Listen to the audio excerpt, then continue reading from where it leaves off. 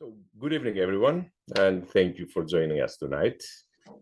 We will begin with a welcome message from Dr. Delia Georgiaki, the head of the Institute's operation in Greece. Unfortunately, Delia is recovering from a health-related issue and could not be with us this evening, but she sends her warm regards along with the following message. Dear friends of the Institute, in person and online, warmest greetings on behalf of the Institute and the University of Bergen. Tonight, we celebrate the launch of a new lecture series in honor of the Institute's first director, Professor Øivind Andersen, whose personality and presence in Athens during the formative years of the Norwegian Institute reverberated Norway's determination to delve deeper into Greece's classical past. 36 years have gone by since 1989, the founding year of the Norwegian Institute as a foreign archaeological school in Athens, and we operate at full capacity to serve the Norwegian university sector and disseminate Norwegian research among Greek and international academic communities. My sincere thanks go to Øivind Andersen, who's honoring the event with his presence, to our keynote speaker, Anastasia Maravela, Professor of Classics at the University of Oslo and former student of Professor Andersen, for delivering the first lecture, and to NIAS archaeologist and researcher, Dr. Paschalis Zafriadis, for initiating and organizing the whole lecture series. Enjoy the evening. Now, before I say a few things about the lecture series and the contributions of Professor Andersen towards establishing and consolidating the Institute, I would like to invite Professor Andersen to give us a brief greeting, or more extended greeting, if you prefer. It's up to you. Thank you.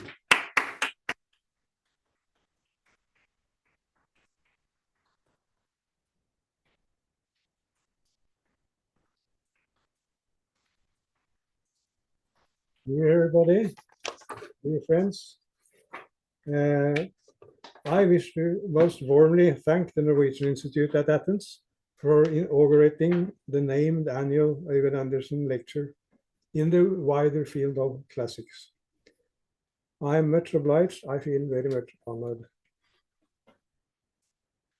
I will not quarrel with the idea that I played a certain role in establishing the Institute and getting it going back in 1989. It took years of lobbying and much footwork at various levels before we came thus far.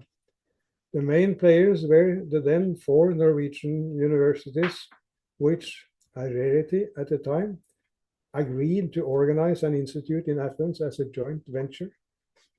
Also, the Research Council of Norway became a stakeholder, and the Ministry of Education and Research was in the picture at all times. For a detailed chronicle of the prehistory of the Institute, I can refer you to the latest newsletter of the Norwegian Institute. After the idea materialized in 1989, I served as director of the Institute for a period of 5 years. The newsletter also offers a selective report on those years, which was a very busy time, I should say. There was never a dull moment. For me, it was a great satisfaction to see the Institute growing and expanding in every direction during those years. How could it not? We started from zero. I was indeed not alone in establishing and running the Institute. Many persons deserve to be thankfully remembered for their support of the idea of the Institute and the activities of the Institute. Here tonight, I will mention only a few. Magne Lerheim, the formidable director of the University of Bergen, with whom I worked closely and from whom I learned a lot politically, if you see what I mean. He contributed greatly to the realization of the idea of the Institute, and then served as an energetic chairman of the board during the first few years of its existence. I would also like to mention Thomas Hegg, Professor of Classics in Bergen, a great colleague and a reliable collaborator. Also, Johan Henrik Skreiner, Professor of Ancient History in Oslo, and the archaeologist Erik Østby. Anna Hoel was the Institute's part-time secretary during the first 3 years, succeeded by Audney Hegstad Diamandis. In such a small institution, to have a dedicated staff means everything. I would also like to mention my then wife, ethnologist Britt Berggren, who went all in with me for the success of the Institute. Here in Athens, we enjoyed assistance by the Norwegian Embassy in Greece. I experienced a little bit of old-time excellency with Ambassador Tancred Ibsen, but for most of my time here, Nils Dietz was an easygoing companion. The Foreign Ministry agreed to make me a cultural attaché at the embassy, which made many things go more easy at that time. Most important was the generous support at every stage before and during my time here in Athens by the Swedish Institute. The Swedish Institute had in the past often assisted Norwegian archaeologists, scholars, and students on excursions to Greece. Its director, Robin Hegg, was extremely helpful to me and the Norwegian Institute in every way. More generally, I should like to stress how much our institute from the very first has gained through the Nordic cooperation in Athens. The Swedes were here already. The Finnish Institute had opened a few years before us, while the Danes arrived during my term as a director. For a while, we even shared some premises with the Danish Institute. Already when I arrived in 1989, plans for a Nordic library were underway, and I had the good luck to become involved in the planning and first construction stages of what, after much travail, became the wonderful Nordic library. After my 5 years in Athens, the Norwegian Institute has developed in many directions, not least on the archaeological side. There have been a few downs, but mostly things have moved upwards. There was a critical situation around the years 2016 to 17, as 2 of the 4 founding universities withdrew their support. But after a while, the University of Bergen took charge, so that I, a man of the past, today have the great pleasure in finding in Athens a well-functioning, very active institution with a wide variety of activities. For that, I think we can thank most, not least, Angeliki Delia Tsourtaki and Pasialis Sefaredis. One new activity is the Øivind Andersen Lecture in Ancient Literature, History and Culture. I am particularly pleased by the fact that the first inaugural lecture is given by my distinguished younger colleague in the University of Oslo, Anastasia Maravela. Thank you.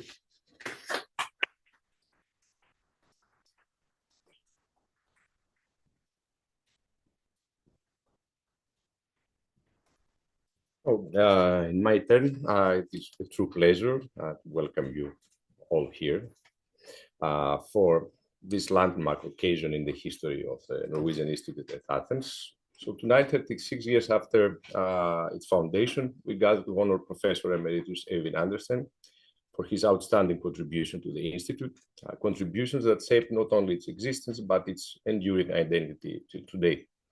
As its founding director, Professor Andersen provided both the intellectual vision and practical leadership that enabled the Institute to take root and the international spirit to evolve. Honoring and celebrating a scholar who remains active and largely engaged, as his recent monograph on Homeric attests, is not an easy task. Yet, in the spirit of one of Professor Andersen's favorite Greek terms, we felt that the keros, the right and timely moment, had arrived to do so. Professor Andersen's impact on the Institute is best understood not merely in the role of founder, because as Professor Andersen mentioned, other scholars, administrators, members of the Norwegian University leadership, and higher officials from the ministry also contributed to the idea and its realization, but as an institution builder. In line with the spirit of that period and reflecting widely shared convictions among Norwegian scholars, he envisioned the Institute as a truly interdisciplinary hub for Norwegian research in Greece. His efforts, even before the formal foundation of the Institute, drew together academics from a wide range of disciplines: classics, archaeology, ancient history, art history, religious studies, theology, and ancient philosophy, and brought them into conversation with the rich academic landscape in Athens. Through his initiative and determination, this vision was realized in the founding of the Institute in 1989. What began as an effort to serve scholars of antiquity has, under the influence of Andersen's interdisciplinary approach, evolved into an institution that also welcomes research in political science, social anthropology, and modern history. It should also be emphasized that the coordinated efforts by Norwegian scholars to establish an institute in Athens, led by Professor Andersen, coincided with another landmark moment for Norwegian scholarship in Greece: the launch of the first official Norwegian archaeological project in the country, the excavation at Aegea, directed by Erik Østby. This convergence of initiatives during Professor Andersen's tenure as director marked another defining point in the presence and visibility of Norwegian research in Greece. His leadership was instrumental not only in defining the Institute's intellectual character, but in shaping its material and institutional foundations.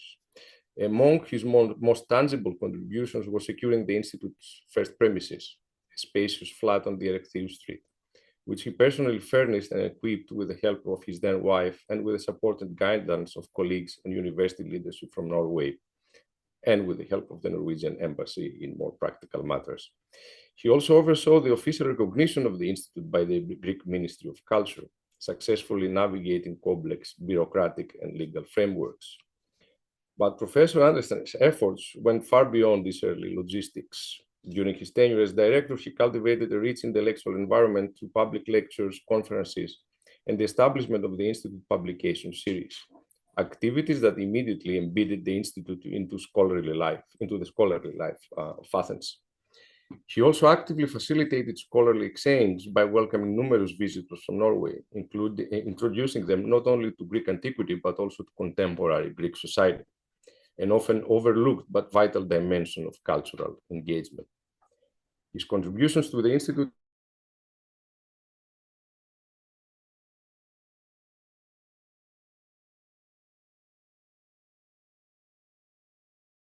facility.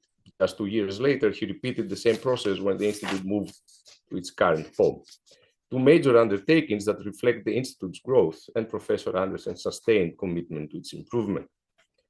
Beyond the Institute walls, his role in founding the Nordic Library, still a vital shared hub for the Nordic Institutes, further underscores his enduring legacy.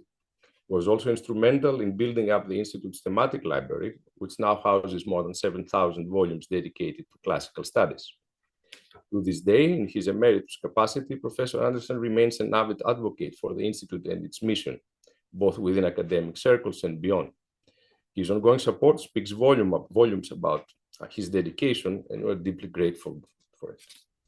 Rather than a narrative of milestones, Professor Andersen's contribution is perhaps best understood as the shaping of a legacy, an academic institutional vision that continues to guide the Institute. It is this legacy that we aim to honor today, through the creation of this lecture series in his name. Together with the recently established research stipend dedicated to Erik Østby, this initiative seeks to celebrate and preserve the foundational work that made the Norwegian Institute at Athens what it is today. We believe this lecture series is a most fitting tribute. It will serve as a recurring academic forum for Norwegian and international scholars working on the literary, historical, and social aspects of antiquity, areas where Professor Andersen himself has made lasting contributions.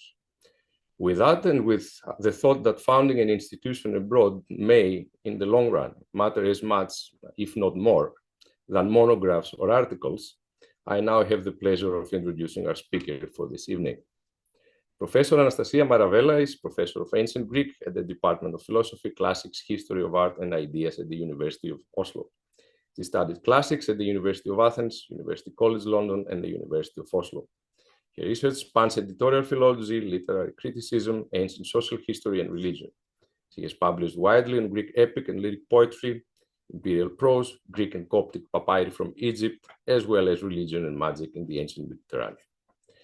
Let us now express our congratulations to Professor Andersen for his visionary role in establishing the Norwegian Institute at Athens, and welcome Professor Maravela to deliver the inaugural lecture in his honor in this series.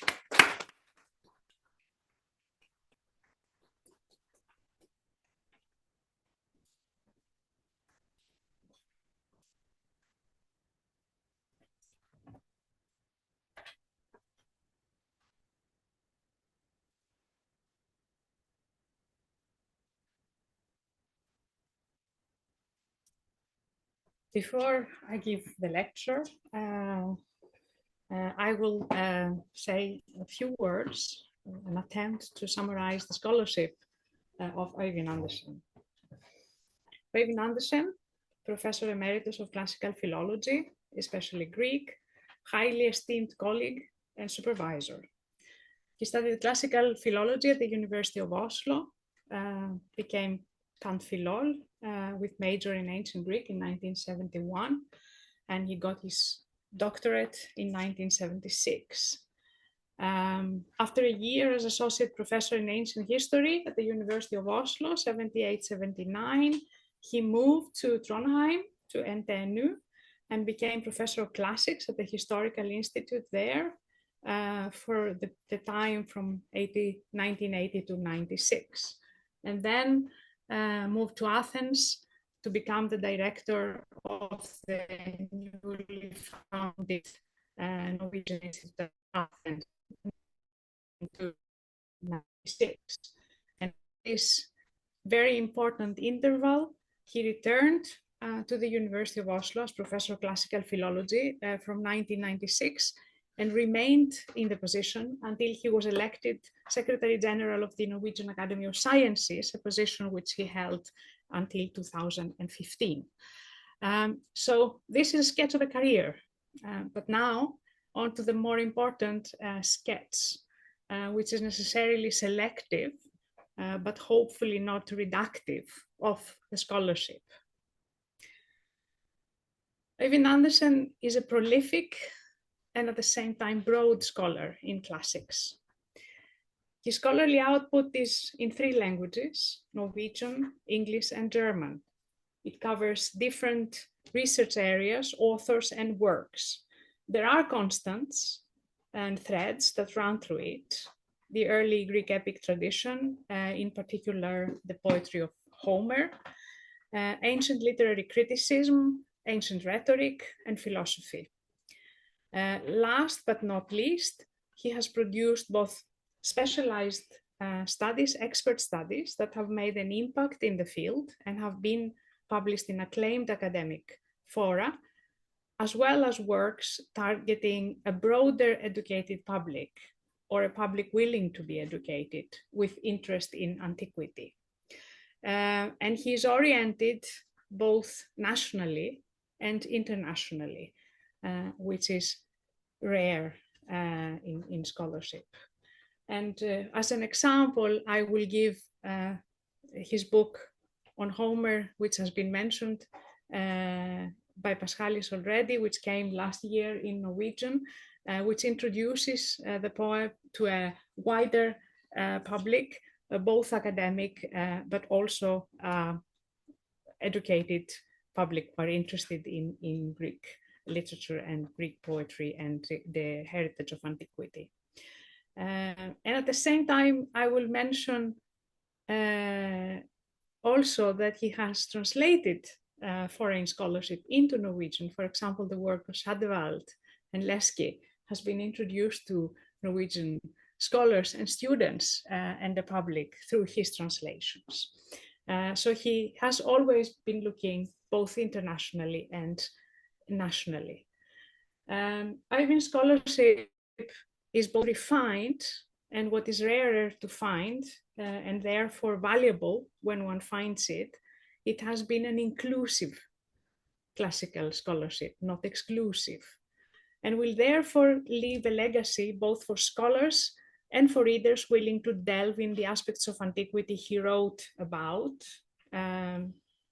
various authors and works of Greek literature, orality and literacy, slavery in ancient Greece, rhetoric, and so on and so forth. And now I want to pick the threads that I talked about and the constants and say a few words about his major output. Homer has been a constant from the early years to last year.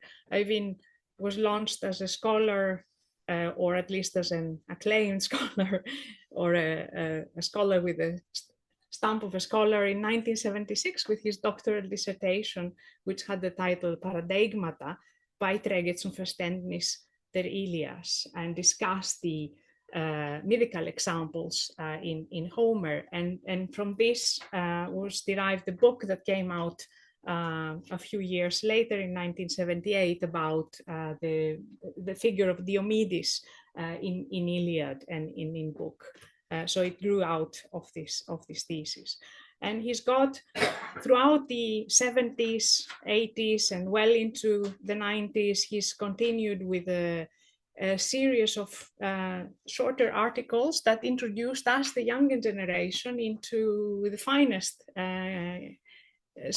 scholarship on Homer. I will mention some thoughts on the Shield of Achilles in 1976, Odysseus and the Wooden Horse, Symbolos Lenses, 1977, but especially the very important myth, paradigm, and spatial form in the Iliad, which is anthologized in collections of important scholarship on Homer, which introduced concepts with which we are using the concepts of primary argument function of an embedded tale in the Iliad and secondary key function.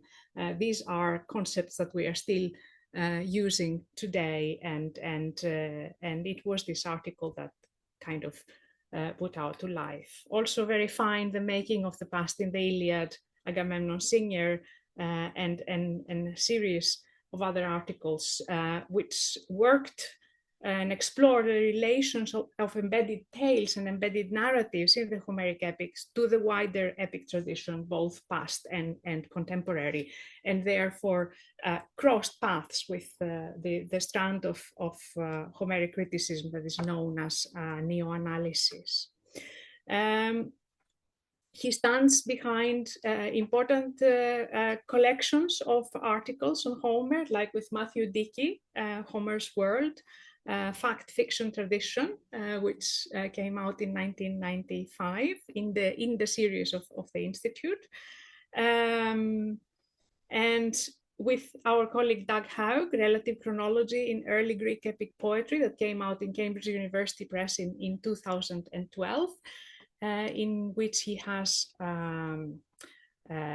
contributed a fine article on the figure of Heracles and the traditions that cross paths in the Iliad and the Odyssey about Heracles and through the figure of Heracles and the appearances of Heracles. He has also contributed to the Homer Encyclopedia and written a lot about Homer in Norwegian as well, fine introductions to revised editions of Norwegian translations of the Iliad and the Odyssey for a wider public, and many other articles in Norwegian. Ancient literary criticism, he stands behind the Norwegian translation of Aristotle's Poetics, which came out in 2008, and then a fine collection of articles in collaboration with Jon Horber, Making Sense of Aristotle, Essays in the Poetics, another one of Øivind's fruitful collaborations. Ancient rhetoric has been a field in which he excelled, and which, in a sense, I think it unites his finest work that is at the same time expert work and very much usable and addressed to a wider public, not just classicists, but also academics in other fields. So he has worked, as Paschalis mentioned, on the concept of kairos and the rhetorical situation, on displaying and concealing the art of rhetoric. That was an early article on rhetoric, the interface between rhetoric and stylistics in ancient Rome, and all kind of issued out, and all this work is summarized and issues out in an important book that came out in Norwegian in 1995. The title was In Retorikens Hage, and was translated in 2001 into German, Im Garten der Rhetorik, which has introduced, I think, many Norwegians, both academic and beginners, to the field of ancient rhetoric and ancient rhetorical studies. But at the beginning, it looked like Øivind was going to become a philosopher, because some of his early articles, the articles that he published in 75, before Homer took him away and led him astray, dealt with materialistic philosophy, Epicurus, Leucippus, and so on. He also published a translation into Norwegian of texts of ancient materialist philosophers. And he has published translations of Platonic dialogues with fine introductions, thus contributing to the complete works of the translation of the complete works of Plato into Norwegian. In my time, and that was a venture that I also contributed in, he ran a project at the Center for Advanced Studies on Happiness in Ancient Literature and Art, and the fine volume of Simple Oswences, 2011, co-edited with Fritz Heiner Mützler, came out of this. Other scholarship, articles on Lucian, Pausanias, Isocrates, Thucydides, the translation of Aeschylus' Prometheus, bound into Norwegian with introduction, but also work and studies on the history of philology in Norway. For example, the figure of Georg Sverdrup, confirming that he follows the Herodotian, that those who nemen askeontes logiotati eisin. So that was a brief summary, and closing it. And before I move to the lecture, I would like to thank Øivind for his inspiring and inclusive scholarship. And I hope that he will enjoy both today's lecture and the lectures to follow in this very well thought series. So thank you.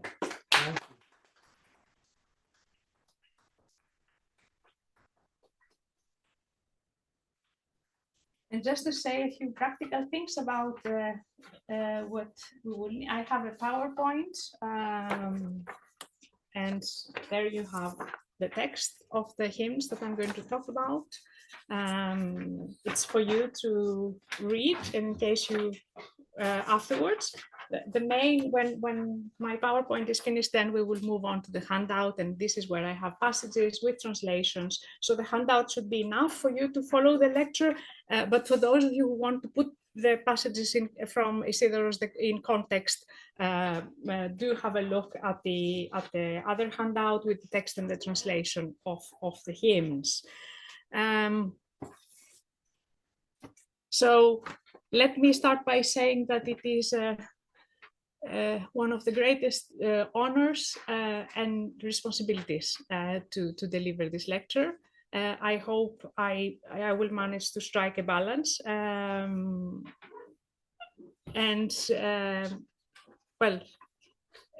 that I will please our honorant. The topic of the text is praise, and this was a reason I chose this. So my topic is Homer. Oops. Yes. Homer, Hesiod, and Homeric hymns at the service of Isis. The use of Greek epic tradition in the Poetic Dedication of Isidorus at the Narmouthis, a less well-known poems.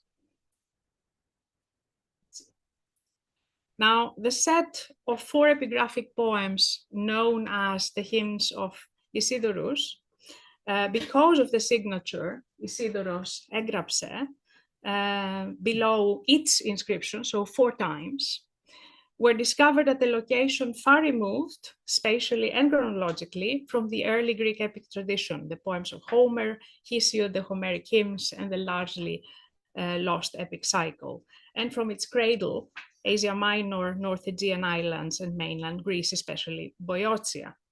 Late or peripheral does not mean uninteresting, as we have been realizing increasingly in recent decades, in light of the insights of studies in epic and other poetry from later and or peripheral settings. I hope that my lecture will show that the poet of this unique dedication was well versed in the early epic tradition.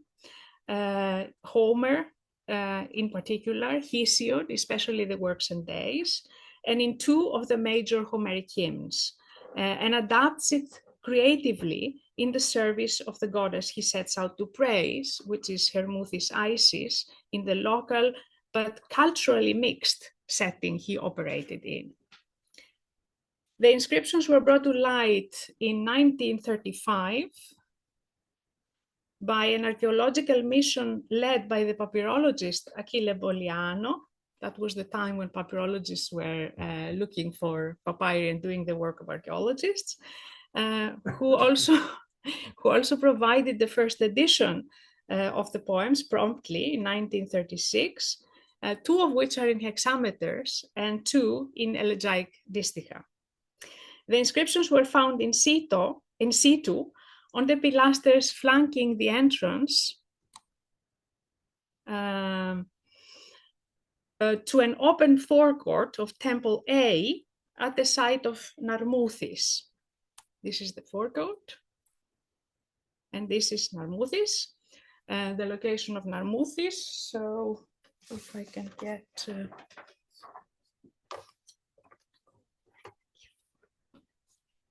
So we are...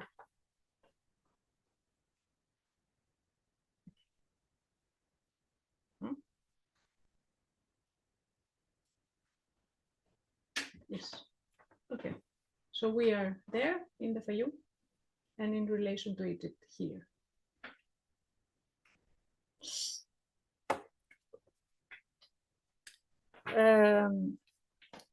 So at the site of Narmouthis, which was a village, nowadays it's called Medinet Mati, situated in the southwest corner of the Fayum oasis, which since the middle of the 3rd century BC, it was called Arsinoite, had the name of Arsinoite known. The original temple at Ja, as Narmouthis' name was at the time, was a Middle Kingdom construction. Its erection was initiated by Amenemhat III, a 12th dynasty pharaoh, so circa 1842-1786, and was completed under his successor, Amenemhat IV. And both pharaohs were commemorated in the reliefs uncovered in the temple, which was consecrated to the cobra goddess, Renenet or Renenutet. She had various aspects at different times and regions of Egypt, but in Narmouthis, she was worshipped as a deity of nourishment and fertility, a giver of life, translating into natural provisions and material wealth, but also offspring, thus a deity who secures the continuity of life. In the late Hellenistic period, late 2nd and early 1st century BC, the Narmouthis temple was redeveloped. The open forecourt, an open forecourt was constructed, and the dedicatory inscriptions, and these are inscriptions Fayum 103, volume 3, 158 and 159, are dated in year 22 on the 2nd of Pahons, that is on the 15th of May, 95 BCE. And the historical picture behind this dedication is not simple. The dedication is made probably on behalf of Ptolemy IX, Soter II, who was not in Egypt, was not pharaoh in 90, was not a king in 95 BCE. He was in exile on Cyprus. This suggests that the dedicator inscriptions were set up after his return from the exile in 88 BCE and retrodated. So this is, again, and this is Ptolemy. Now, Ptolemy the Ninth reigned until 80 BC, although his efforts to control the rebellious south of the country continued for a few more years. The relatively peaceful and stable period 88 to 80 BC is considered as the most likely time frame for the inscription of Isidorus' Poetic Dedication. And here you see the hymns from the dedication from a distance. And we can see this as well.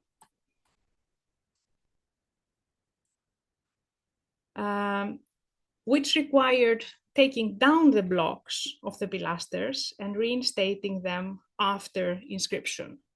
There's a bibliography at the back of the handout, and I will just refer you to the article by Julia Lukovaya.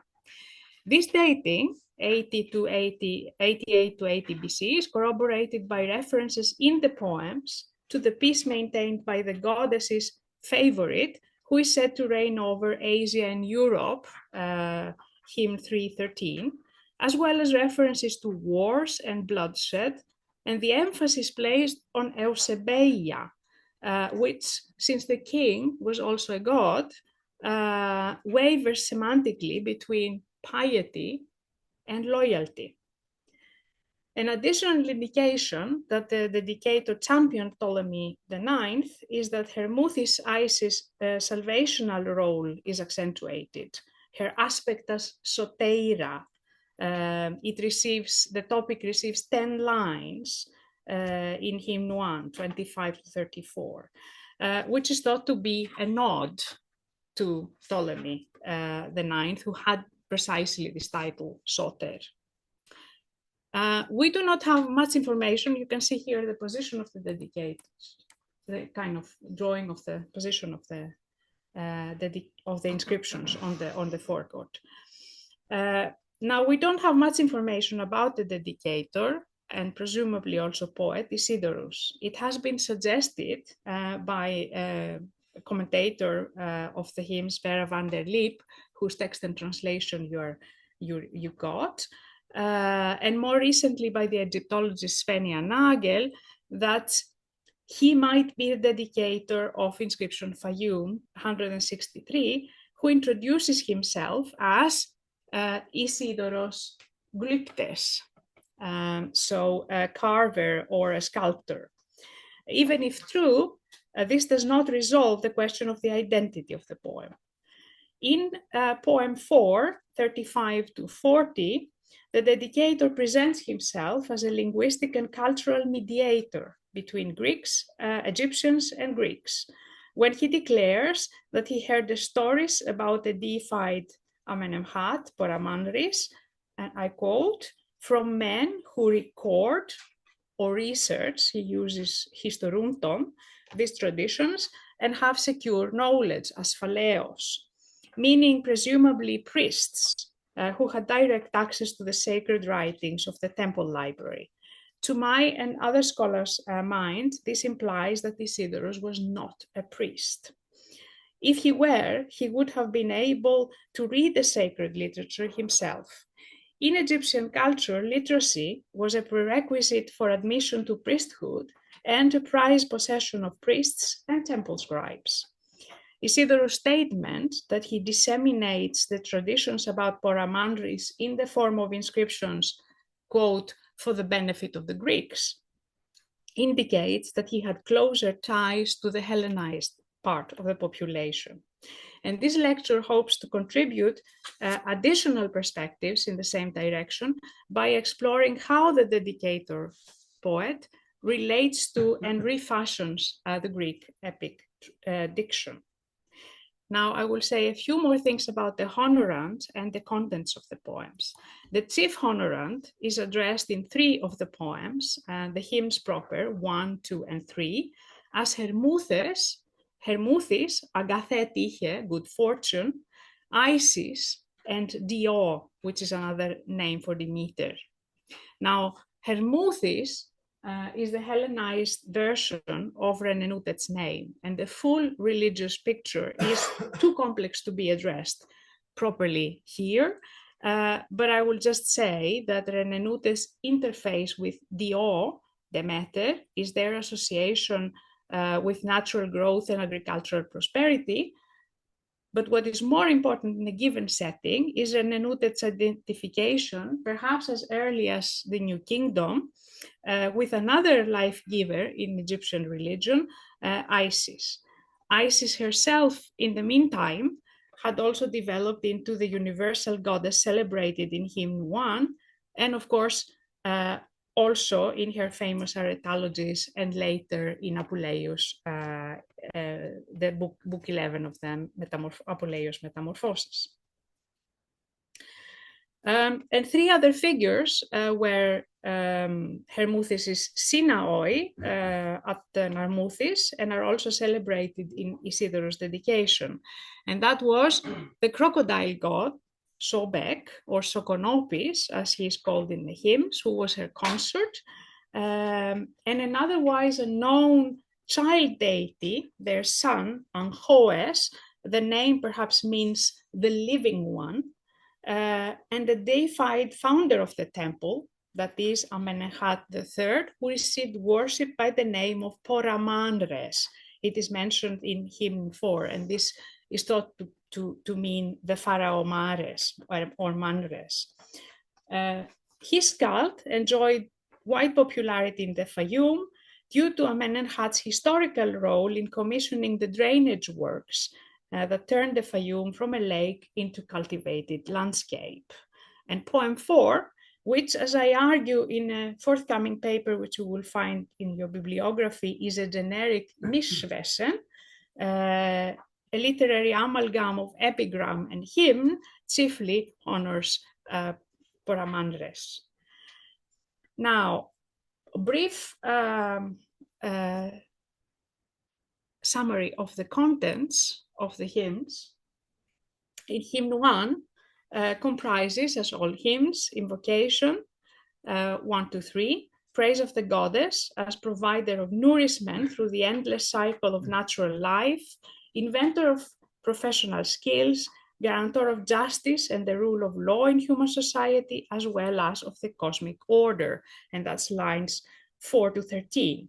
In the next section, 14 to 24, celebrates the universal aspects of the goddess and the multilingual expression of her name, the famous myrionymy or polyonymy of Isis. A fresh invocation, that's 125, announces the continuation of the praise, which now turns to the goddess's role as savior of individuals in war, imprisonment, insomnia, travels on land and at sea. And that's lines 26 to 34 of the first hymn. And the poem closes with a prayer to the goddess to relieve the dedication of the dedicator of distress in 36 to 35, 36. The next poem, and I'm holding a surprise for you, is 4. 2 opening questions inquire about the identity of the temple's founder, that's 1 and 2. 4, 3 to 4 expresses admiration for the imposing edifice, the temple, comparing it to Olympus, and a fitting abode for the goddess and Sinaoi. 4, 7 to 28 introduce the legend and family of Amenemhat III, but withhold his name. And then the next section, 29 to 34, also expressed aporetically, detail the acquisition of Amenemhat's throne name and how his cult name came about, how the name Poramandres came about. And then through a brief reference to the legend of Amenemhat sailing through the desert in 435 to 36, follows the self-referential part that I already mentioned, where he presents himself as a cultural mediator. Now, hymn 3 comprises invocation, lines 1 to 2, praise of the goddess as giver of multiple benefactions to loyal worshippers, wealth, pleasure, good fortune, self-control, absence of distress. That's 4:3 to 6. And then the praise continues by highlighting the privileges enjoyed by the goddess's favorite king, universal rule, peace, and with it natural growth to the benefit of his people, and triumphs against his enemies. That's line 7 to 18 in hymn 3. A new invocation of the goddess, who is invoked as Agathetiche, leads to the next section, 20 to 33, an extensive one, which develops the motif of the goddess's whereabouts as she receives the dedicator's supplication. Her possible presence is pursued in the 4 cardinal points of the horizon that circumscribe the entire oikoumene, elevated places such as Olympus, the sky, on board the sun's carriage, to end up Hode, here, 328, among the multi-ethnic crowd of her celebrants in the Arsinoite. A prayer to Isis and Sinaoi to send Payan to the dedicator to cure him from pains and sorrows concludes this hymn 34 to 36. Hymn 2 is introduced with Haire, which in the Greek hymnic tradition usually bids farewell to the divine subject, and that's lines 1 to 2. The praise first focuses on the goddess, who is celebrated as giver, or literally inventor of life and of natural produce, and helper of loyal worshippers according to their circumstances and needs, lines 3 to 8. Attention then shifts to her consort and son in lines 9 to 13. The former is praised as giver of wealth and a cosmic creator, while the latter is compared to the rising sun. Acting in tandem, the divine family grant offspring, euteknia, to those who pray to them, lines 14 to 15.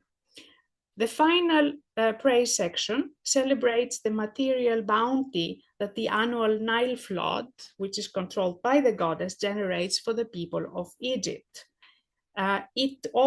This section also frames the tithe, the dekate, paid annually to the temples as an expression of thanks on the part of humans, whom we last see leaving the temple at the end of the annual festival to return home, joyful and spiritually fulfilled, lines 17 to 28.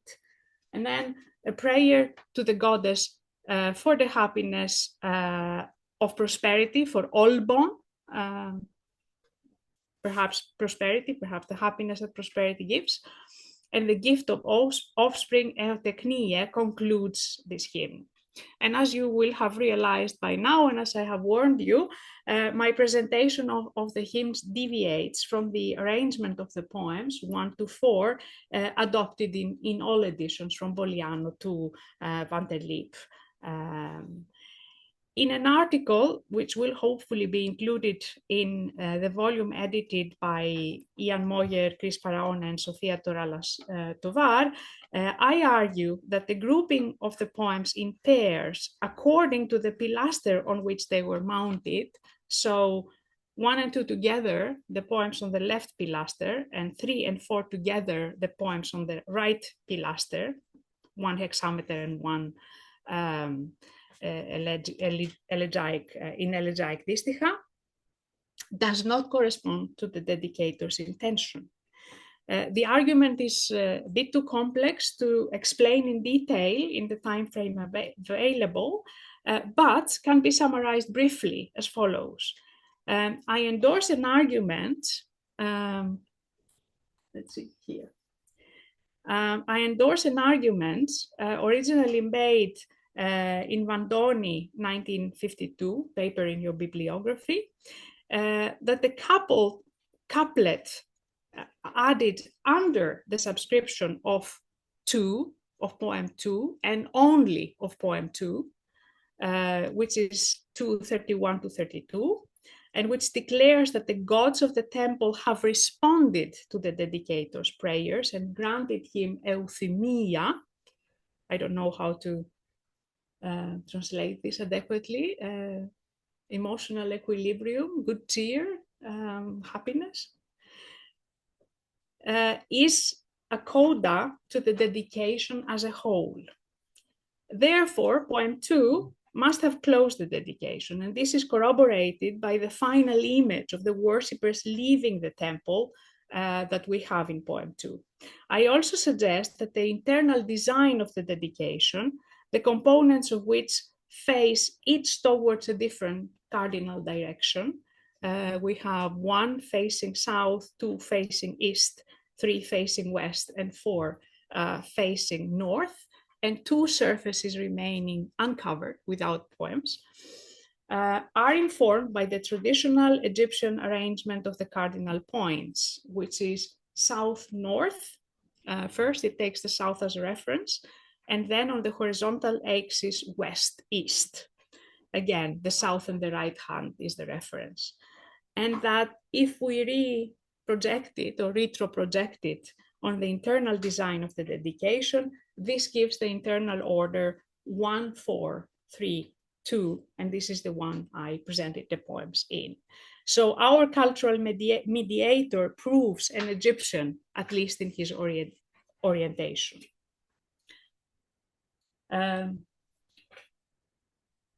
So this is the part that situates you and contextualizes the poems, and now I want to concentrate on their diction. Following publication, the reception of the hymns was mixed. While acknowledging their value for the history of religion, philologists pointed out the mishaps of Isidorus' versification and oddities in his style and diction.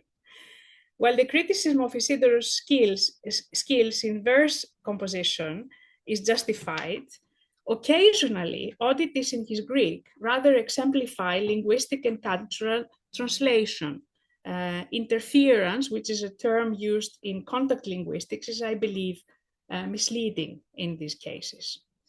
To give an example, Isidorus' preference for zoen didomi, to give life, where we would expect bion or bioton didomi, which would be idiomatic in terms of epic style, reflects Renenuted's aspect as a giver of life, which encompasses more than material prosperity. Perhaps Isidorus translates temple iconography, and I think I had this somewhere. Here.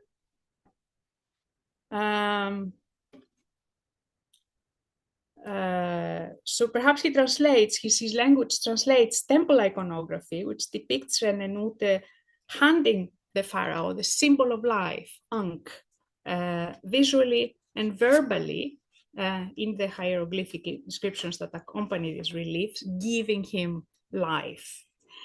So Egyptianisms are a dimension of Isidorus' expressive repertory and do not amount to faulty Greek. Simply, and we cannot do away with them by calling them faulty Greek. Nonetheless, and that's my main concern here, a close look at the poem's style and diction leave no doubt that a significant number of the essential vertebrae in the poem's backbone come from the early Greek epic tradition. And now you should use your handout where I've got the examples, and I try to offer a survey below. And that's number 1 in your handout. In 1.1, the verse end formula, Hermouthi Anasa, is the metrical equivalent of Demeter Anasa, which is unique in hymn to Demeter 75. So this is a block that he takes and adapts to his goddess. The second example, that's the group of examples number 2. In 324, the metrical position and immediate context of hypsi, the adverb hypsi, third foot and before a met, echoes the form in Iliad 15, 387. That verse describes how, following the Trojans climbing over the wall and pouring into the Achaean camp, the Achaeans, climbing high on their black ships, fought from them.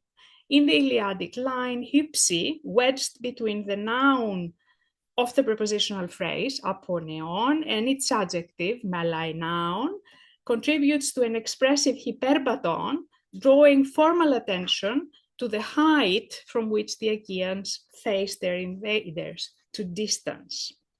Isidorus, who recycles the structure in the context developing the topic of Hermouthis Isis as a judge on equal footing with traditional Olympian gods, that's what he is talking about, places the adverb between two closely related prepositional phrases, en urano, kai met, and meta thanatoisin. And his technique is quite different from Homer's. It's cumulative. The aim being to leave no doubt about the elevated position of this non-Greek goddess, to claim her place high up together with the Greek gods. And we find the phrase en urano only once in the same metrical position, that is shared between the first and second foot, in Iliad 8, 555. And this is part of an extensive simile of striking beauty that compares the Trojan watchfires to bright stars visible around a shining moon on a still, crisp night. I suggest that the simile resonates further in Isidorus' poems and offer two observations to corroborate it. A, Homeric similes leave an imprint also elsewhere in Isidorus' poem, as I hope to show shortly, and B, lexical echoes of the Iliadic simile can be detected, I believe, in Isidorus 4, 11 to 14, which is a passage that describes Poramandri's control over the natural elements. And we are in 2b of your handout.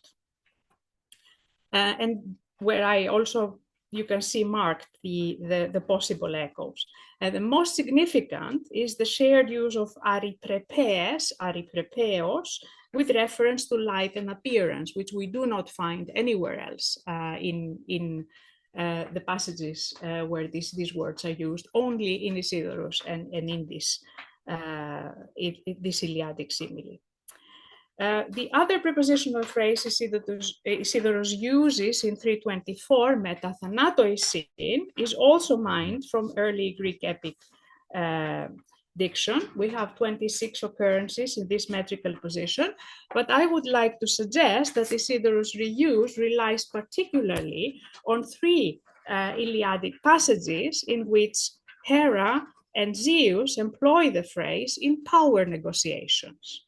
In 461 and 366, Hera argues that her high status in the Olympian order is founded both on her descent from Kronos and her position as consort of the prime among the gods.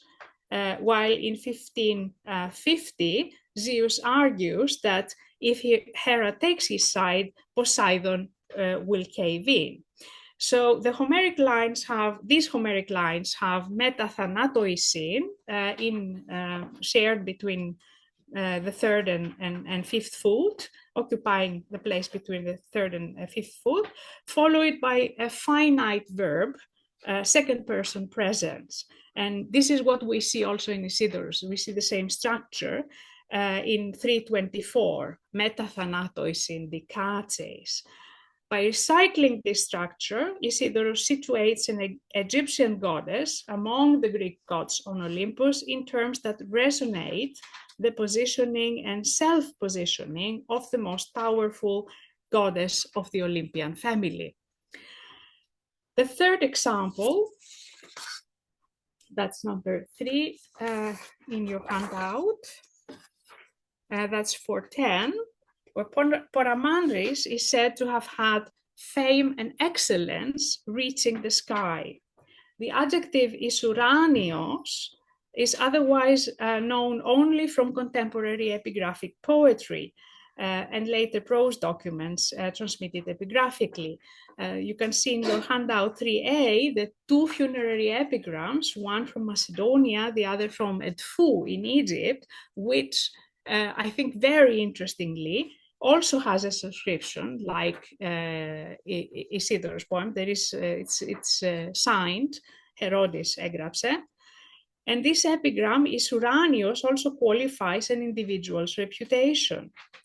In the epigram from Macedonia, it accompanies gnoma, the high opinion, while in the Edfu epigram, it qualifies doxa, glory. Thus, Isuranios appears to be part of a poetic koine shared by regional poets of the late Hellenistic period. That would be the obvious conclusion. However, the motif of glory or reputation reaching the sky is originally Homeric and is expressed as in Homer, not by the adjective Isuranios, but as with the expression kleos, of someone reaching the broad sky or just the sky. For example, in Iliad 8, the reputation of Nestor's shield now reaches the sky. And this formula, which has been interpreted as a nod to orally circulating epic poetry, is more frequent in the Odyssey, a poem which plays the elusive game more openly than the Iliad. We find it in Odyssey 8, referring to the fame of Demodocus' song, which reduces Odysseus to tears and nearly makes him disclose his identity. It's used again in Odyssey 9:20, where Odysseus uses the same formula to finally identify himself and disclose his identity. And in 19:18, where Odysseus again, but this time disguised as a beggar, not in his real identity, praises Penelope with the words, "My lady, I reassure you, your Kleos reaches the broad sky," and goes on to compare her to a just, God-fearing king. I would like to pause in this last instance for a moment and raise the question whether it also has influenced the expression in Isidorus 4:10.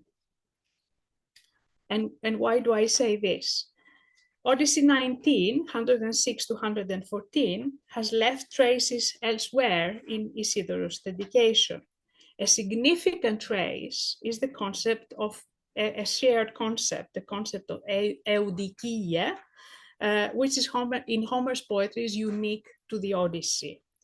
Odysseus compares the reach of Penelope's renown to that of a God-fearing king who upholds right judgments, eudikias anέχεσιν.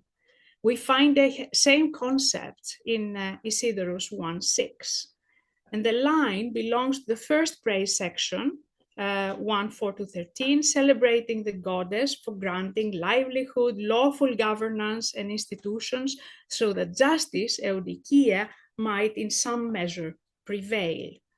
There are differences of forms, emphasis, and complexity, which are contingent on the human versus divine agency operative in the Odyssean and Isidorian passages, respectively.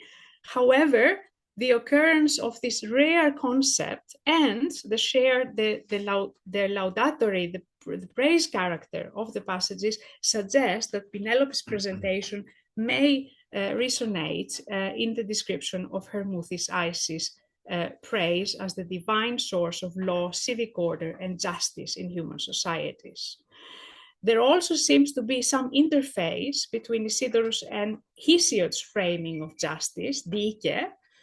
Theogony 902-3 introduces the seasons, horae, eunomia, dike, and eirini, as offspring of Zeus and Themis, quote, who watch over, or evusin, the works of man.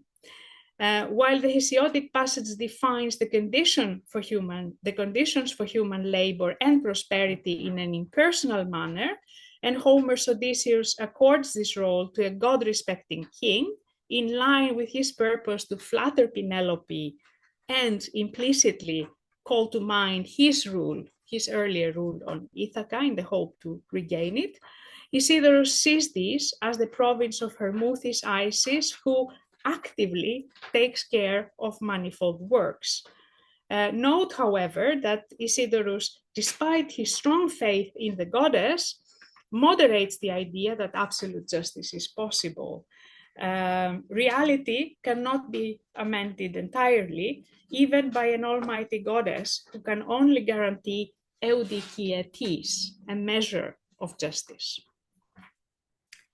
Now, in Odyssey 19, the rule of the just, God-fearing king is said to generate natural growth and material prosperity for his people.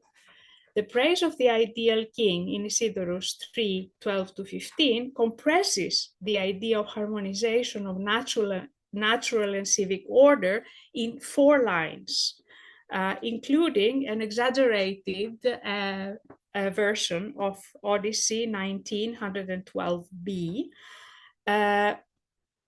which is not a very happy manifestation of his relationship to Homer.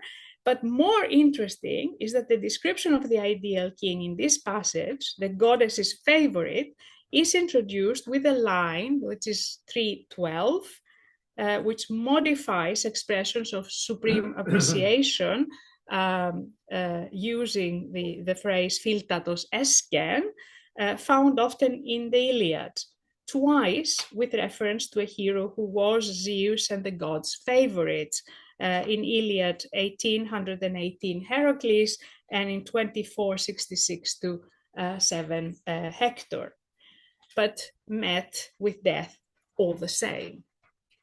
In other Iliadic examples too, supreme appreciation is expressed when a highly valued character, Hector, Heracles, Polydorus, is about to die or when he is commemorated. Isidorus, on the other hand, has transplanted the expression to an entirely positive context of supreme rule and unclouded prosperity. However, for readers familiar with the Iliadic passages, the backdrop offered to the rule of the ideal king might not have been perceived as entirely devoid of shadows and somber undertones. And that would be the difference between the informed reader and the reader who doesn't know his Homer.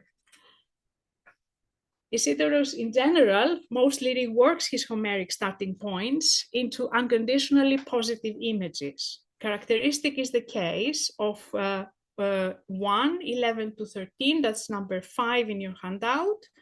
The intertext is the storm simile in Iliad 16, 384-92, comparing the speed of Hector's forces with an outpouring of torrential rain during the harvest season that causes the rivers to flood as punishment from Zeus for crooked administration of justice and disregard of the divine will.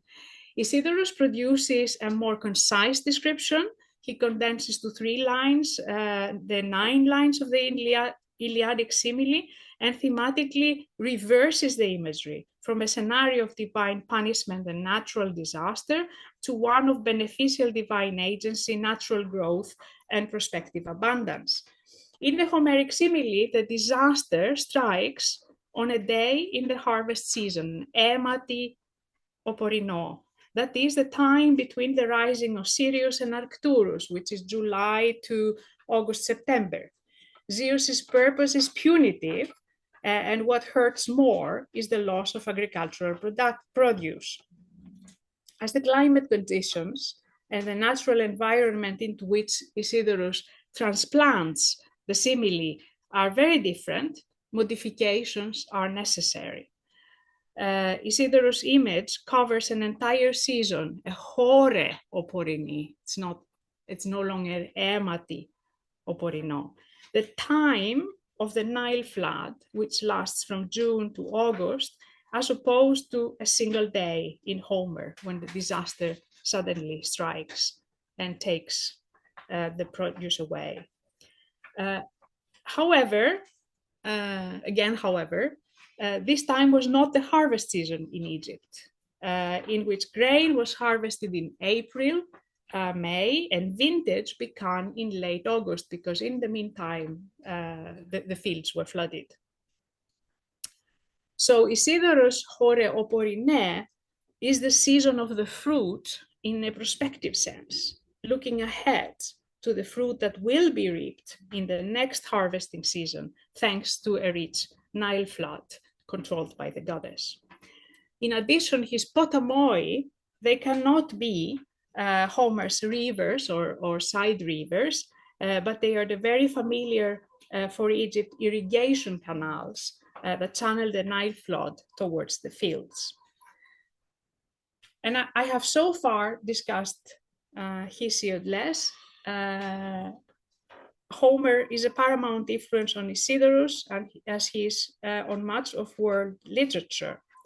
But as a wise friend told me once, there is very much Hesiod in Isidorus' poetry.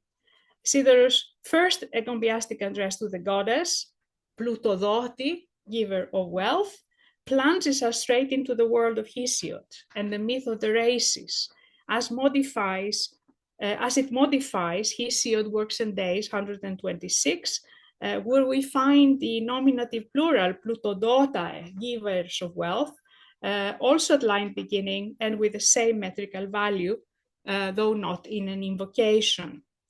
And he also changes the morphology because vocative would require Plutodota, but he needs a short, so he changes the morphology and adapts it to the paradigm of Prodotis, so that he gets the form that would give him the right metrical value. Now, Hesiod's theme is the golden race, the generation of mankind who led a blissful existence, reaping crops that the earth produced automatically, tending rich flocks, and dying as though they fell asleep. After becoming obsolete, they are called pure, I quote, they are called pure spirits, inhabiting earth and noble protectors of mankind, warding off evils from mortals, givers of wealth, which royal prerogative still is their business. The beneficiary action of this demoness makes them an apt comparandum for Narmouthis Isis, and the passage a lexical repository for Isidorus. I suspect that the Hesiodic passage about the transformation of the golden race to Estloidemones became a reference point for Isidorus, also for a reason of religious nature. In Narmouthis, Narmouthis Isis was worshipped as Agathe Tyche, and her consort Sokonopis as Agathos Daimon, and we see this explicitly mentioned in 2 and 4. Agathe Tyche and Agathos Daimon together, they were the Hellenistic versions of the earlier divine occupants of the temple, which were Renenouted and shy. Now, Isidorus confines the honorific epithet Plutodoti to Narmouthis Isis at this first step in the dedication, as she is his prime honorant, but it becomes abundantly clear later that the couple act together, or can act together. In this respect also, Hesiod's Estloideimones, who are more than one, are an apt equivalent.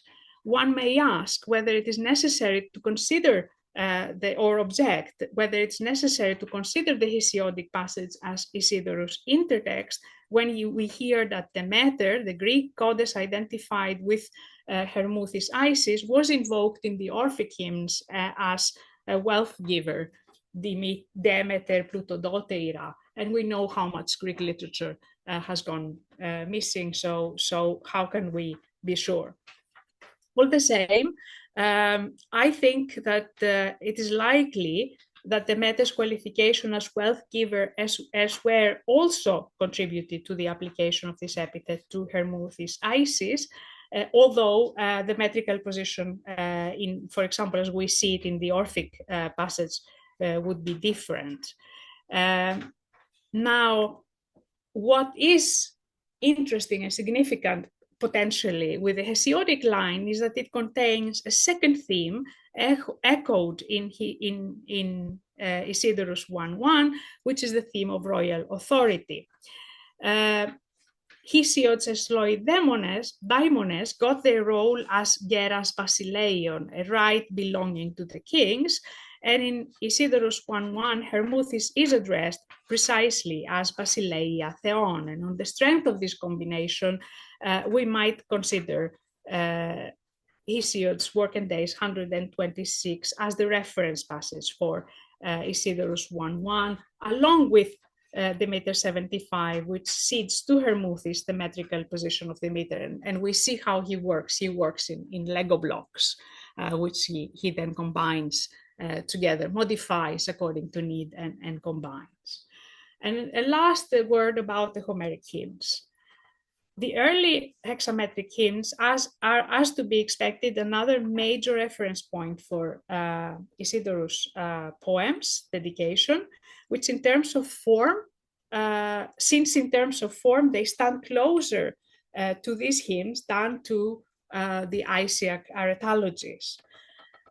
While the imprint of Homer and Hesiod is discernible mostly at the level of formulas and shorter passages, the relationship between Isidorus' hymnic quartet and early hexameter hymns also encompasses the macrostructural level.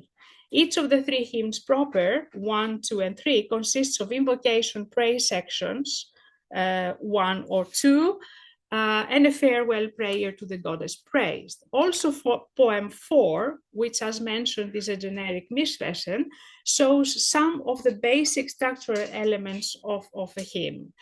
The lack of narrative, especially in the poems that are hymns proper, that is the lack of a section that narrates an episode in which the god praise is the protagonist, has not gone unremarked. I would like to suggest that in order to discern the narrative section, we need to take the macrostructural perspective and consider the dedication as a whole and in the new internal order that I propose, that is 1, 4, 3, 2.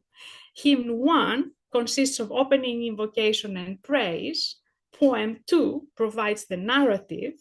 Van der Leep describes it as a sacred story from Egyptian scriptures retold by Isidorus to enlighten the Greeks. Hymn 3 represents the second praise, while hymn 2, introduced by Haire, farewell, has the role of a long closing greeting. And I'm aware that this is an unusual perspective, but as the four poems are both independent hymns or poems and a hymnic quartet, I hope that this perspective solves an old puzzle, or attempts to solve it at least.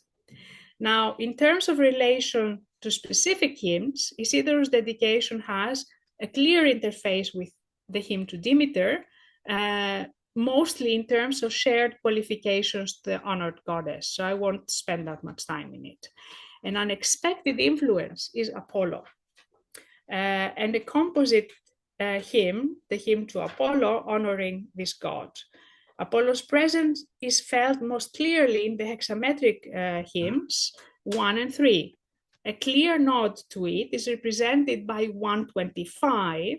That's the last group of passages in your handout, which contains the famous formula, I will not stop singing of, which affects the untraditional transition between the Delian and the Pythian part of the hymn in Hymn Apollon 177.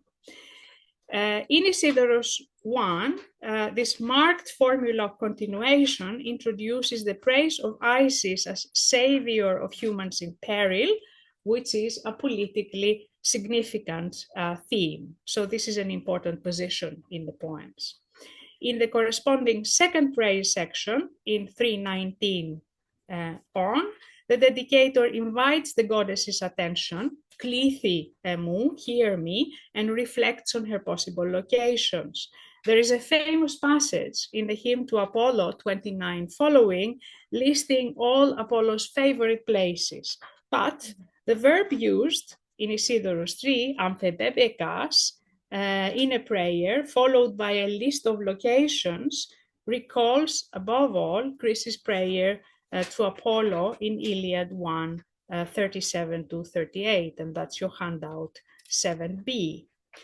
Isidorus 3 closes with an invocation to Narmouthis Isis to send Paian, which could be a healer god, Apollo himself, or Asclepius, Apollo's son.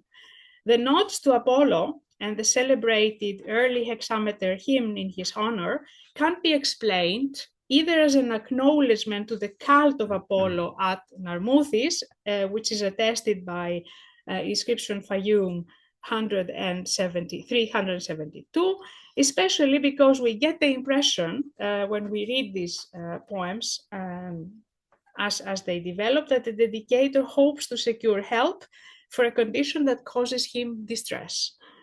Relieve me from all sorrows. And then he mentions euthymia at the end. Now, in view of 2:30 and 32, one might venture the hypothesis that the trouble was the lack of offspring, a situation that was eventually amended with Narmouthis Isis or Paion's help. This has to remain an open question. And a final word will be on the festival passages in hymns 3:28 to 23 and 2:21 to 28. And these passages are spatially, they face each other and are placed respectively to the right and the left of the worshippers crossing in and out of the forecourt. So in the position of entrance and exit. There is a famous prototype for all festival descriptions in epic poetry, the description of the festival of the Ionians or Delos in the hymn to Apollo 146 to 164, which you have in your handout. Although there are no decisive lexical correspondences with the two festival passages in Isidorus, some thematic, perhaps generic commonalities can be pointed out. The gods' delight at the festival, the pleasure the worshippers derived from it are highlighted in both passages and also in this prototypical passage. The most interesting point of contact, however, is concealed in the reference to the multi-ethnic crowd of the worshippers at Narmouthis in 331. In 115, Isidorus celebrates the universal spread of the goddess's worship by focusing on her name, her onoma, for which every people have their own version in their own language, 115 to 17. The emphasis on Isis myrionymy and on multilingualism in Isiac worship recalls the ability of the Delian maidens to sing convincingly in different languages. Cultural and linguistic osmosis in the framework of festivals like that in honor of Delian Apollon had by the late Hellenistic period reached far and wide. And this allowed the dedicator of the hymns to tap on the Greek hexametric heritage and place a minor festival in a remote corner of the Fayum against the backdrop of Apollo's festival on Delos. And with this, I would like to thank you and to add just a reflection about places and festivals and temples. Like temples, foreign institutes are also places of linguistic and cultural osmosis. And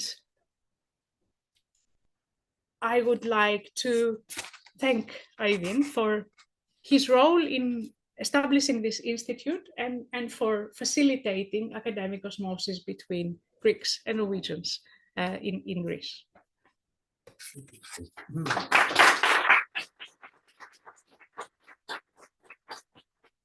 Thank you, Anastasia.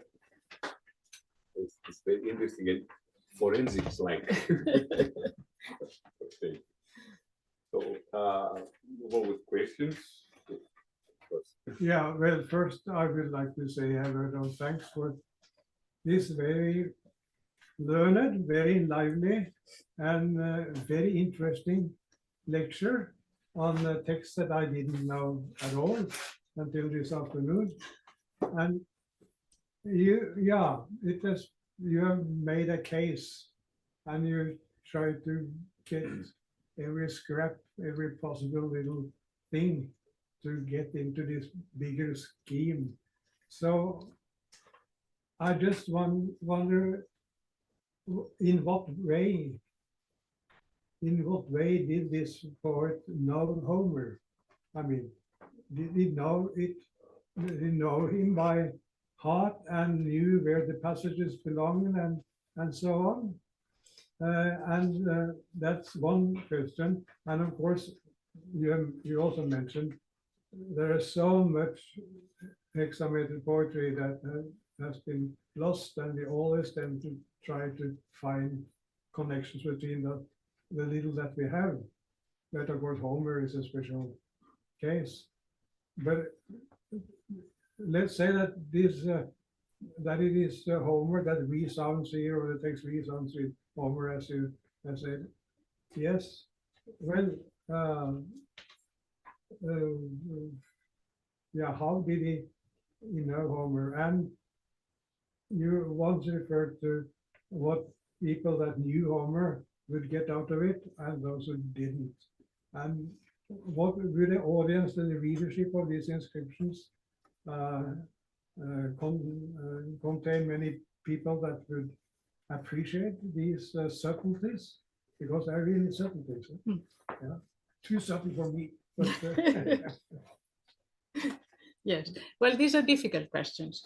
The hymns are 100 and they're a little over 140 lines. So it's a bit difficult to draw conclusions from 140 lines. And there is no example where we can say that, okay, there he takes one Homeric passage, there I see all the constituent elements being there and being modified. So what he does is, I think, a little bit more piecemeal. Let's go to the question of how he knew Homer. We can look at the papyri. He comes from Egypt, and we have a lot of papyri from Egypt. There are Homeric papyri are attested from the 3rd century until late. So Homer was read and was known. Now, the interesting thing is what he does. As I said, he doesn't take one passage, and it's not easy to detect these elements. What he does is that he has, I think, perhaps read, the similes have impressed him, because we see similes, elements from Homeric similes, but again, it's bits, and they are not always in one place, they are in different places. But what I'm trying to do, it's a methodological question, and what does one do it, how does one do it, is to try and see whether there are more elements from one passage in Homer. For example, Odyssey 19, the praise of the king. I think the praise of king is an important topic for him, and he probably read all the Homeric passages that had to do with this topic. And then he doesn't adapt one, but he adapts many of them. In other cases, he adapts less. So if one sees elements from one passage kind of recurring in different poems, then perhaps we can say, okay. What I try to do is actually because I'm always fascinated when commentaries say, they give their explanation and then they say CF, Iliad, Odyssey, and so on and so forth.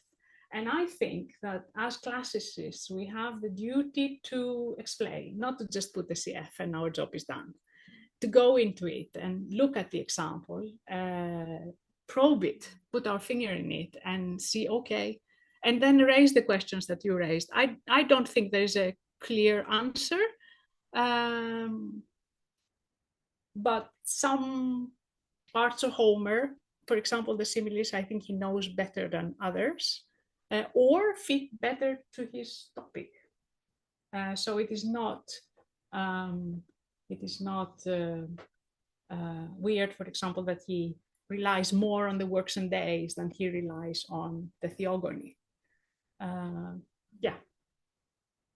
So an important methodological question, and I don't know whether there's a good answer. Other questions? Yes.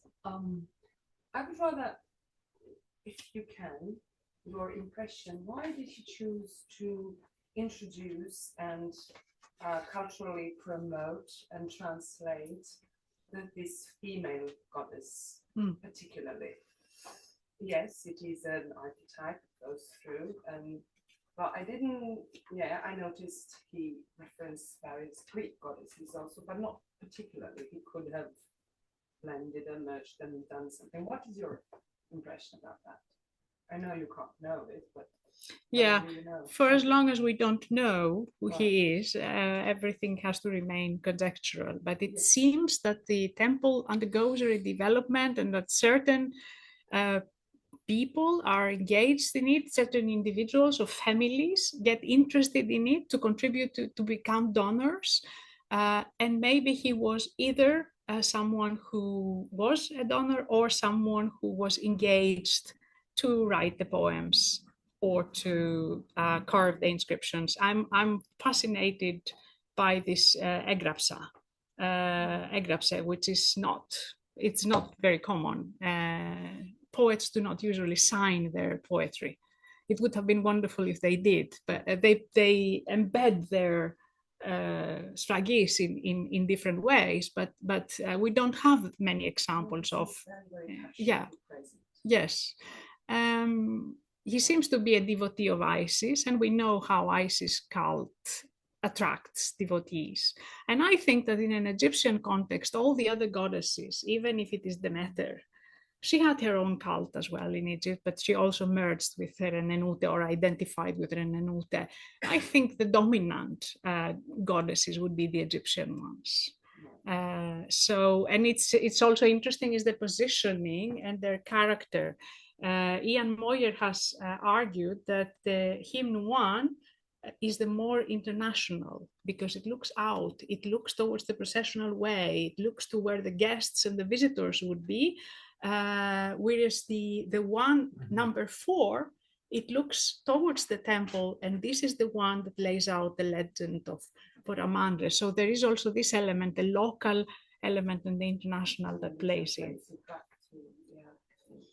Yes, and it's fascinating what it means that he translated. And why female? Sorry for interrupting. Yeah, why is she the? I'm a gender historian, is Norwegian. That's my background. Okay. Yeah, okay. It's interesting to me. Because Isis becomes a very important goddess. It is her cult that attracts him, I think. Well, there were others that were attracted by the cult of Serapis, for example. His name is Isidorus. It means the gift of Isis. I am wondering whether when he writes his name, Isidorus, he doesn't only want to impress he signs his name, he doesn't only want to impress his personal relationship to Isis, but he also that he makes a gift to Isis. We can read the name the other way around, Doron, to Isis. And he says it 4 times because he gives 4 poems. Yeah, it's I don't know. If he's the sculptor, I wouldn't see an obvious reason other than that he follows the cult of Isis because of family tradition, personal conviction. Isis is a very personal goddess. It saves you from.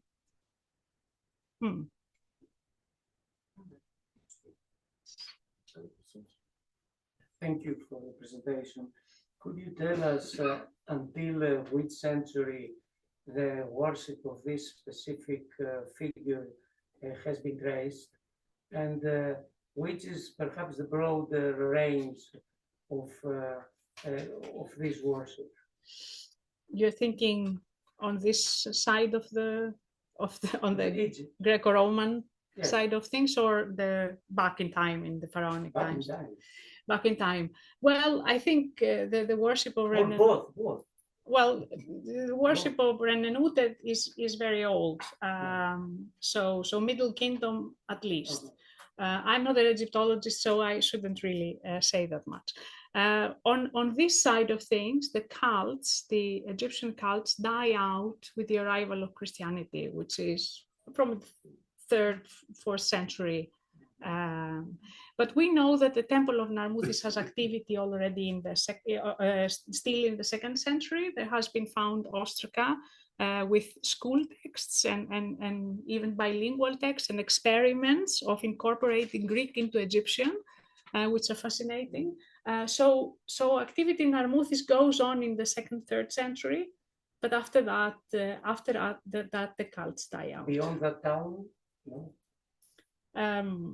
In several places there are, but I don't think we have any indications that Narmouthis goes that much further in time.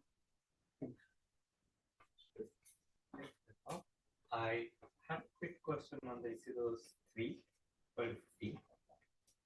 There, as you mentioned, there are Philaton and Escape, and you also combine links with Hector, Polydamos, and Heracles. Yes. This got me thinking because Heracles is, think of it, death of Heracles in this case, or death of Hector. But one can be considered as a hero, immortal, and the other one as an anti-hero. Hector doesn't get immortalized after he dies.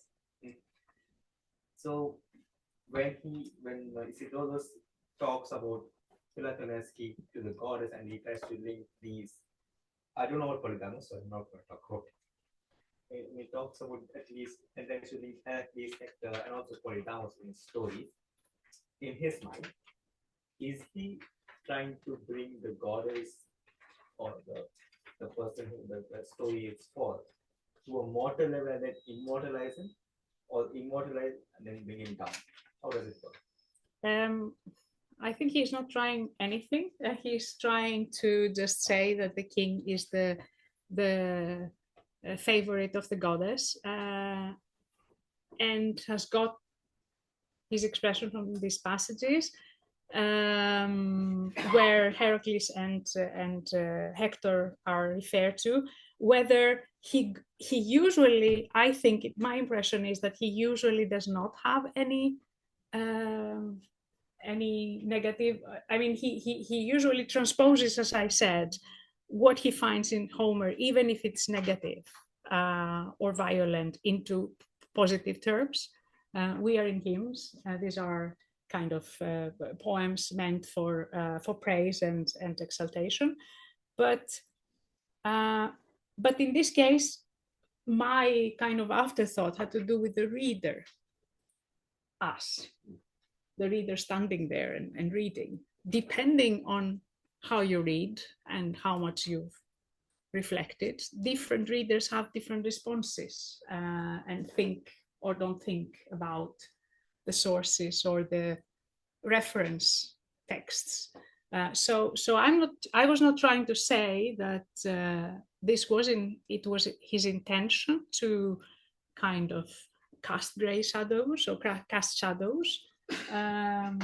It might even have been dangerous if he did and the king realized it. But I was just trying to say that readers might invest this. I invested it because I'm thinking back at the original context. Thank you very much. These are very fascinating texts, and they have very rich intertextuality, and it's going to keep us busy for a while. And thank you for the wonderful work on this. You made them more visible. And I'm only going to make one minor point regarding this egraphy. I was thinking, well, Thucydides, of course, has seen egraphy. And could this be for the egraphy used by Isidorus be a nod to sort of immortalization of praise? Which is his praise is meant to be a ktema esai, like Thucydides history or something. Well, he also uses historonton, which is a Herodotean, again, a proem word from Herodotus that kind of, rings bells. This is somebody who, So historiography might Yes. do this as well. Yes. What I find also fascinating, and which I didn't talk about, is his relationship to Oracula Sibyllina, which have a rich historical background. There is a lot of common versification there, and topics, and perhaps even more than with Homer. So there is a historical side to his poetry, more than became clear from this talk that focused only on the early epic tradition. And again, the idea is, in a sense, to what does all these words mean? Έγραψε, αναγράψας, αναγραψάμενος, that you put them up. Are these technical terms, or are these intertextual references? Are they both? Yes. All right. One last question. Just Anastasia is a force of nature, but she's been talking for over an hour now. I would just like to add to this, like, I'm not a scholar of classical times, but I am a historian, and I've been working a lot with actually rearranging, just as you did. I think it's very important what you did. You followed the theme of the song you imagined, and that's what I think. I think it is, as you say, to the reader, but I think it was made like a rather kind of a spectacle. And this is a very important contribution that actually female scientists are doing. We are noticing rhythms and things, we're rearranging things, we're noticing things that people hadn't noticed before, because we connect them, and that is a very important thing. So you actually made it possible for me to get into this story as a theater play, which also corresponds very much with this time, right? And we've always been using theater kind of, what should I say, poems and things and spectacles to transmit information and to translate it interculturally. Thank you. Apropos female scholars, I think it was important for me to take the thread from Bandoni, just threw the idea and then said, oh no, but we won't do it in the edition. Why? Why are we so afraid to shake things up? Yeah. Thank you, Anastasia, for this wonderful lecture, setting the tone, setting the standards for this lecture series. Thank you. And thank you, Professor Andersen, for accepting our invitation. Thank you for everything, as a matter of fact. I thank you. Thank you all.